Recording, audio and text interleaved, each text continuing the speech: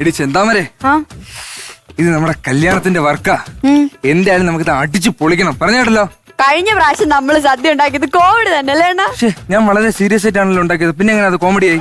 അതല്ലെന്ന്, പിന്നെ ആ സദ്യ കഴിച്ചിട്ടേ എത്ര പേരാ പറമ്പിൽ പോയിരുന്നറിയാവോ? ഇനി ഇവിടെ കഴിച്ചിട്ട് എത്ര നാളോ പറമ്പിൽ പോയി. നിന്റെ കരുനാക്ക് വെച്ചൊന്നും മിണ്ടാതിരിക്കടി. ഈ വർക്കെങ്കിലും ഞാൻ മര്യാദക്ക് ചെയ്തോട്ടെ.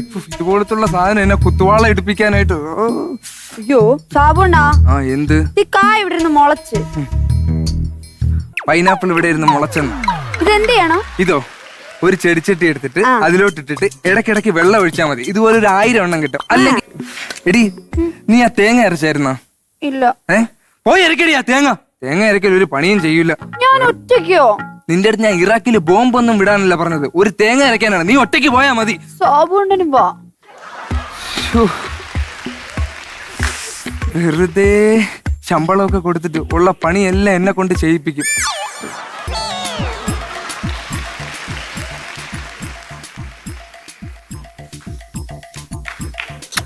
കരിഞ്ഞു. ആ കരിഞ്ഞതിന്റെ പണം അവിടെ വരെ അടിച്ചു. അതുകൊണ്ടാണ് ഞാൻ ഇവിടെ വന്നത്. ഇന്ന് നിങ്ങളുടെ ആദ്യ രാത്രിയാണോ എന്റെ മോളുടെ കല്യാണ രാത്രിയാണോ? സാറിന്റെ മോളുടെ കല്യാണ രാത്രി. അത് ബോധ്യം ഉണ്ടല്ലോ. ഉണ്ട് സാർ. ഇവിടെ പല പല മാന്യന്മാരായ ആൾക്കാർ വരുന്നേ. അവരുടെ മുമ്പ് എന്നെ നാറ്റിക്കരുത് ദയവേത്, പ്ലീസ്. 3 മണിക്ക് മുമ്പ് ആൾക്കാർ വരുന്നതിന് മുമ്പ് പൊറോട്ടയും ചിക്കൻ കറിയും ഇവിടെ തയ്യാറായിരിക്കണം. ഇല്ലെങ്കിൽ ഈ മേജർ മേനോന്റെ സ്വഭാവം തനിക്കണം നീ അറിയും. സാറേ, ഈ സാമ്പാർ സാബു ഒരു വർക്ക് ഏറ്റെടുത്താലേ അത് അടിച്ച് പൊളിച്ച് കലക്കി തിമിർത്ത് കൈ തരും. അല്ലടി ചെന്താമരെ, നമുക്ക് തുടങ്ങാടി. അടി പൊറോട്ട.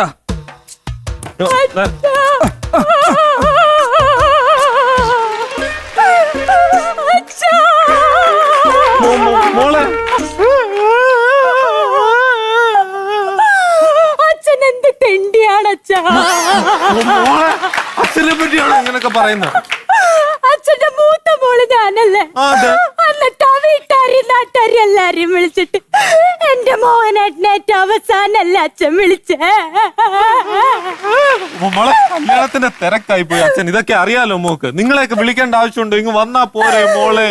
മോഹനേട്ടൻ ആദ്യം വിളിക്കാത്തോണ്ട് ചങ്ക് തകർന്ന പഠിക്കാൻ നിക്കുക. മോനാ, എടാ അവിടെ നിക്കാ, കേറി വാടാ. ഞാൻ വിളിച്ചാൻ വരും. ഞാൻ വിളിച്ചാൻ വരും. ആ മോനാ, കേറി വാടാ. നിന്റെ അച്ഛനാണാ പറയുന്നത്, കേറി വാടാ.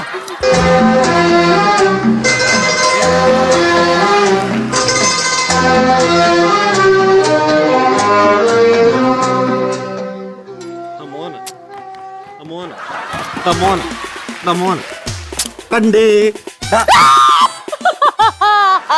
എന്താണ്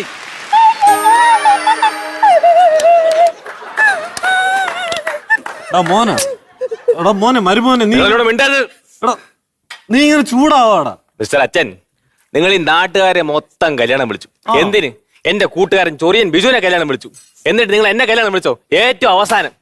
മോനെ, കല്യാണത്തിന്റെ ധൃതിയല്ലേടാ അച്ഛൻ. ഇതൊന്നും മിണ്ടരുത്. നാട്ടുകാർ അതും ഇതും പറയണ്ടെന്ന് വെച്ചാണ് ഞാൻ ഈ വീട് വരെ വന്നത്.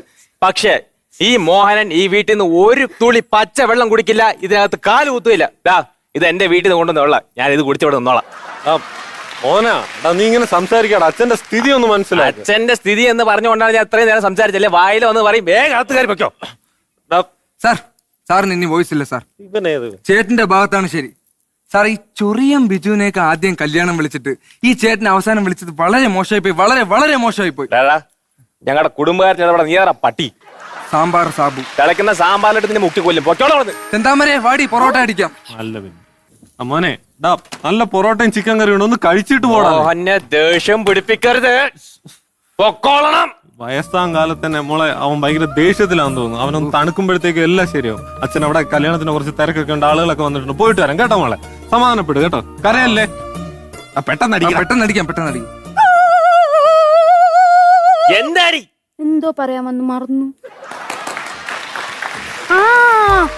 മോഹനേട്ടാ, ഗ്യാസിന്റെ അസുഖമുള്ളല്ലേ? രാവിലെ ആണെങ്കിൽ ഒന്നും കഴിച്ചിട്ടില്ലല്ലോ. ഇവിടെ ഗ്യാസ് ഇട്ടം വന്ന് ഇവിടെ വല്ലതും വന്നു കഴിഞ്ഞാൽ ഹോസ്പിറ്റലിൽ പോകാൻ പറഞ്ഞ എന്നോട് പറയണ്ടെന്ന് എന്റെ അനിയത്തിയുടെ കല്യാണം. ഒരു ദിവസം പട്ടിണി കിടന്ന മോഹനൻ ചത്തൊന്നും പോവില്ല. നീ കേറി പോ. എന്തേലും ചെയ്യും. എനിക്കിത്തിരി മര്യാദ ഉള്ളതുകൊണ്ട് ഞാൻ അവിടെ വരെ വന്നു. അത് ശരിയാണ്. അല്ലെങ്കിലും കല്യാണ വീട്ടിലെ മൂത്ത മരുമോനല്ലേ ചേട്ടൻ, എന്നിട്ട് ചേട്ടനെ വിളിക്കാതെ കല്യാണം നടത്തുന്നത് മോശമായി പോയേ. പക്ഷെ ഞാനെങ്ങാനും ആണെങ്കിലുണ്ടല്ലോ ഇതുപോലെ നാണംകെട്ട് വിലയും വിളിച്ച് ഇവിടെ ഒന്നും നിൽക്കല്ല. ചുമ്മാ ഇരി. ദാ എന്ത് നല്ല മര്യാദയുള്ള അണ്ണനാണെന്ന് അറിയാമോ? ഒന്നുമില്ലെങ്കിൽ നമ്മുടെ പാചക പുര വരെ ഒന്ന് ഒത്തി നോക്കിയില്ലേ? പക്ഷെ ഈ സ്ഥാനത്ത് ഞാനാണെങ്കിലേ തൂങ്ങിച്ചത്തേന. ധാരാടാ, നീ പൊറോട്ടക്കിട്ട് അടിച്ചാ മതി, എനിക്കിട്ട് അടിക്കണ്ട. മോന നിന്റെ പറയുടെ ഒക്കെ മണം അകത്ത് വരെ അടിക്കുന്നു. എടാ എല്ലാരും ധൃതിമുട്ടാണ്. മോഹനല്ല, സാമ്പാർ സാബു. അയ്യോ പെട്ടെന്ന് തെറ്റിപ്പോയി. സാമ്പാർ സാബു പെട്ടെന്ന് അടിക്കണം. മോനോടുള്ള സ്നേഹം കൊണ്ടാണ്. ഞാൻ ഇതൊന്ന് പറഞ്ഞു തീർക്കാൻ ചോദിച്ചില്ലല്ലോ, നീ അവിടെ ഇരുന്ന് ഇളക്ക്. പെട്ടെന്ന് എല്ലാം ശരിയാക്കണം. എന്നിട്ട് നമുക്ക് അടുത്ത കാര്യത്തിലേക്ക് ഒരു 500 പൊറോട്ട കൂടുതൽ അടിക്കണം. ഞാൻ ഏറ്റു. ഞാൻ ഏറ്റു. എന്റെ മരുമോൻ അവിടെ ഒറ്റയ്ക്ക് വെക്കുന്നു.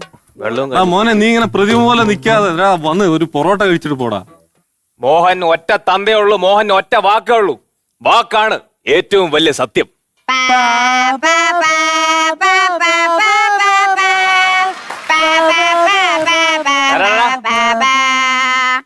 നീ അടുപ്പിലിട്ട് ഓതിയാ മതി, എനിക്കിട്ട് ഓതണ്ട. ജനറേറ്റർ ഓൺ ചെയ്തണ്ണ കറണ്ട് പോയാ? കറണ്ട് പോയതൊന്നുമല്ല, ദൈ അലവരാതി കിടന്ന് ഏമ്പക്കം വിട്ടതാണ്. നാണം കെട്ടവൻ. അല്ലാതെ എന്തോന്ന് പറയാ. നിങ്ങൾ രാവിലെ പറഞ്ഞല്ലേ വല്ലതും കഴിച്ചിട്ട് ഇറങ്ങിയാ മതി. നിങ്ങൾ എന്തെങ്കിലും കഴിക്കാം. എന്റെ ചവിട്ടുകൊണ്ട് നീ ഇവിടുന്ന് പൊക്കോളാം. എന്തെങ്കിലും കഴിക്കാന്ന്. ഓടി അവിടുന്ന്. അല്ല, എവിടെയോ കണ്ടിട്ടുണ്ട്, ടിവിയിൽ കുക്കറി ഷോ എല്ലാം അവതരിപ്പിക്കാറുണ്ടാ?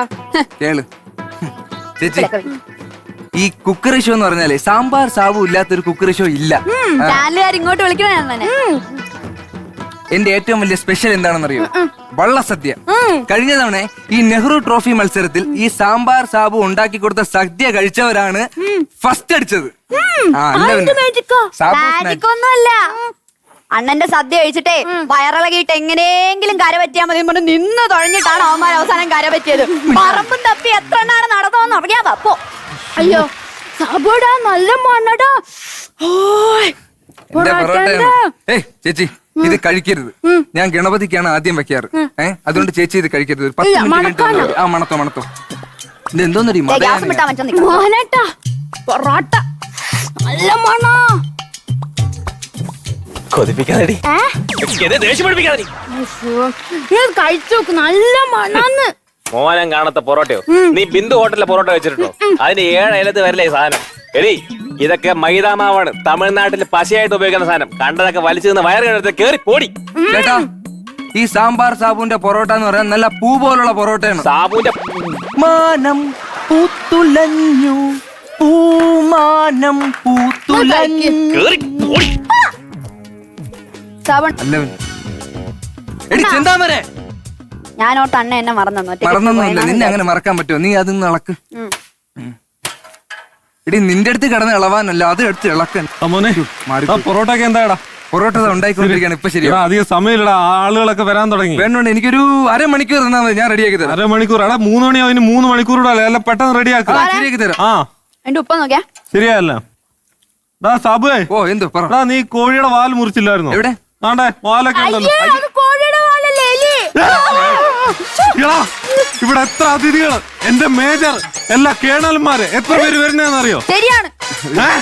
ഇപ്പൊ എലിപ്പനിയുള്ള സമയമാണ്. അപ്പൊ ആർക്കെങ്കിലും എലിപ്പനി പിടിച്ച് ചത്തു പോയി കഴിഞ്ഞാൽ ഞാൻ എന്ത് ചെയ്യൂടാ? ഞാനല്ല, ഇവള് മനഃപൂർവ്വം ആ എലി എടുത്ത് അകത്തിട്ടാണ്. എലിയെ പിടിക്കാൻ ഞാൻ എലിപ്പെട്ടി. അതേ മനുഷ്യ അനാവശ്യം പറയരുത്. ചെന്താമരെ, നിങ്ങൾ തർക്കിക്കാൻ സമയം പ്രശ്നം പൊറോട്ട തർക്കിക്കാൻ സമയമില്ല. ഇനി 3 മണിക്കൂറൂടെ ഉള്ളൂ.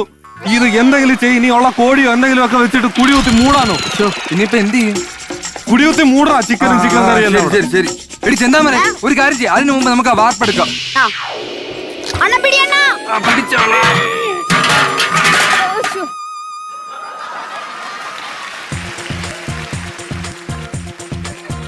ചിക്കൻ കറിയിലെ എലി വീണ് നമുക്കൊരു കുഴി കുത്തി അത് മൂടണം.